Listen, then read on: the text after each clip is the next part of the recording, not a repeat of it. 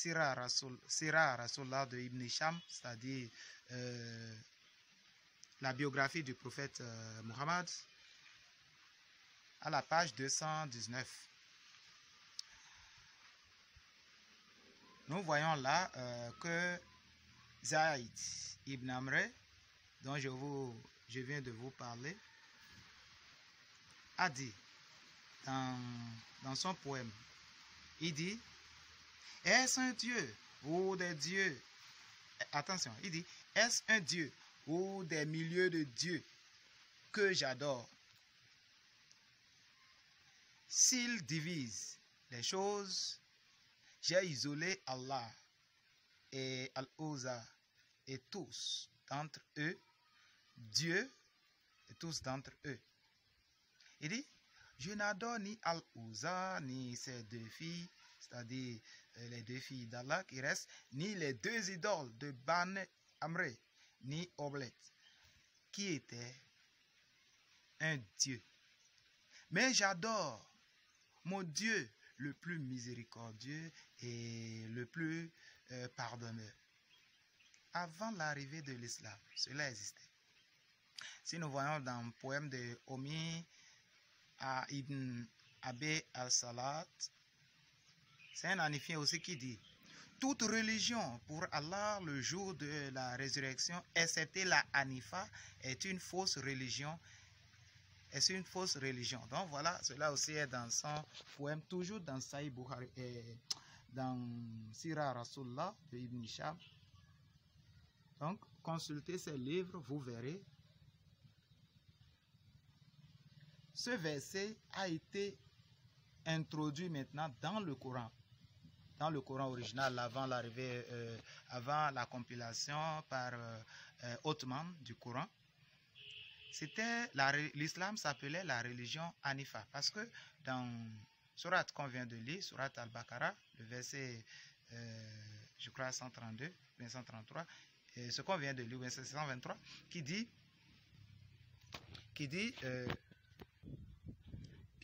m'a été recommandé de suivre la religion d'Abraham Hanifa. Donc, la religion de l'islam avant, c'était la religion Hanifa et non la religion islamique. C'est après la compilation, la falsification, le nettoyage des révélations du Coran, c'est la révélation, que le nom islam, qui veut dire la soumission, est venu. On dit que Abraham était de la religion islamique, c'est exagéré. L'islam ne s'appelait pas l'islam, mais Hanifa. Cherchez, vous allez comprendre ce que je dis. Donc, Surat 3, Surat Al-Imran, le verset 19, qui disait, la religion acceptée d'Allah, c'est Hanifa. Et il a continué, c'est après la falsification qui est devenue la religion acceptée d'Allah, c'est l'islam. Donc, voilà les preuves qui montrent que la religion de l'islam et la religion de la croyance en l'unicité d'Allah existait bien avant l'arrivée de l'islam. Donc, vous comprenez, et tous adoraient Allah. Toujours dans Sira Rasulullah de Ibn Hisham, qui a été écrit par Ibn Ishaq et parachevé par Ibn Hisham, nous voyons que Al-Talbiya des gens avant l'arrivée de l'islam, c'est-à-dire des Arabes pré-islamiques, de la croyance de Hanifa, était Labik al-Lahum Labik. Labik la Sharik Labik. Cela veut dire, oh Allah, nous répondons à ton appel en venant vers toi et pas d'associer à toi. Donc, voilà cette formule qui, jusqu'à aujourd'hui, se répète toujours à la Mecque. C'est la même formule d'Al-Talbiya qui se répète à la Mecque chaque fois que les musulmans vont pour le pèlerinage et ils lancent des cailloux pour Satan qui est toujours vivant et chaque fois on lance des cailloux. Donc, bref, ces pratiques existaient bien avant l'arrivée de l'islam et c'est à Allah, le Dieu de la Mecque, dont je vous ai montré avant, qu'il vénéraient, qu'ils adressaient leurs prières et tout cela. Donc, toujours dans Tafsir, dans Sirah Rasulullah de Ibn Hisham, vous voyez, lors du traité de Al-Hudaybiyah, parce que le prophète Mohammed, quand il a amené sa religion de l'islam, les gens le rejetaient. Mais après, ils se sont entendus, ils ont signé un pacte. Lorsqu'ils voulaient signer le pacte, c'était Ali ibn Taleb qui était le secrétaire du prophète Mohammed lors de l'assise. Et quand l'accord a été signé, ils veulent signer. Le prophète Mohammed a dit d'écrire... Ali ibn Taleb, le secrétaire, voulait écrire la formule de l'islam. Et il a dit, les habitants de la Mecque ont dit, non, tu dois écrire notre Al-Talbiya, qui est Labik, Allahum, Labik, la Sharik, Labik. Et le prophète Mohammed a dit, bon, mets ça dedans. Donc il a accepté de mettre les formules de l'idole dans la formule de Dieu unique. Parce qu'il voit que c'est la même chose, le Dieu unique. Donc, le Dieu unique existait bien avant l'arrivée du prophète Mohammed. Dans ce qu'ils appellent Takbir, ils disent Allahu Akbar, ça veut dire Dieu est grand. Cela existait bien avant l'arrivée de l'islam aussi. Toujours dans Sirah Rasulullah. Je vous ai raconté l'histoire là dans une émission déjà. C'était Abu Taleb, le grand-père du prophète Mohammed, qui avait fait de vœux à Allah. Il a fait de vœux à Allah que s'il mettait 10 enfants au monde, qu'il va sacrifier un pour Allah et Dieu.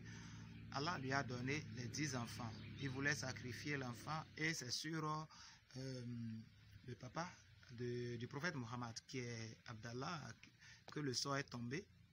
Il voulait sacrifier l'enfant et tout le peuple, mais quoi, est venu pour dire non, tu ne dois pas faire cela, tu ne dois pas faire cela. Ils sont allés consulter une femme divine qui lui a dit non, vous pouvez tuer un chameau à la place de l'enfant pour Allah. Et ce qu'ils ont fait, ils ont pris 10 chameaux qu'ils ont tués à la place du garçon. Et le père a lancé encore le sort. Le sort est tombé sur toujours le garçon. Le petit Abdallah, le papa du prophète Mohammed. Et il a sacrifié encore 10. C'est après le sacrifice du 100e chameau que le sort maintenant est tombé sur un chameau. Et tout le peuple met quoi à crier? Allahu Akbar, Allahu Akbar. Avant l'arrivée de l'islam. Donc l'unicité d'Allah existait bien avant l'arrivée de l'islam. Et ce n'était pas au Dieu vrai qu'ils adressaient cela, mais à l'idole qui s'appelait Allah, dont le père du prophète Mohammed était le serviteur. Son grand-père d'abord et son père. Donc, en résumé, l'unicité d'Allah n'est pas l'apanage de l'islam. Et si l'islam dit non, que la croyance des anciens, c'est-à-dire la croyance des chrétiens et des juifs sont balayés du revers des mains parce qu'ils ne croyaient pas en l'unicité d'Allah. Là, ils ne croient pas en l'unicité d'Allah, en l'unicité de Dieu dont les anciens prophètes ont annoncé. Nous allons y revenir. Donc, lui s'est focalisé sur la croyance en Allah qu'on ne peut pas associer. Est-ce qu'on peut diviser l'idole? L'idole est intacte. L'idole ne peut pas bouger. L'idole ne peut pas faire d'enfant. Et on ne peut pas enfanter l'idole qui est Allah. Je ne sais pas si vous comprenez. Donc leur croyance et tout ce qu'ils annoncent prouve qu'ils s'appuient sur l'ancienne croyance des Arabes pré-islamiques. Allah est unique, oui, tout le monde sait. Allah, on ne peut pas associer. Personne n'a associé rien à Allah. D'accord? Donc, pour eux, voilà, l'idole, Allah qui est de vous.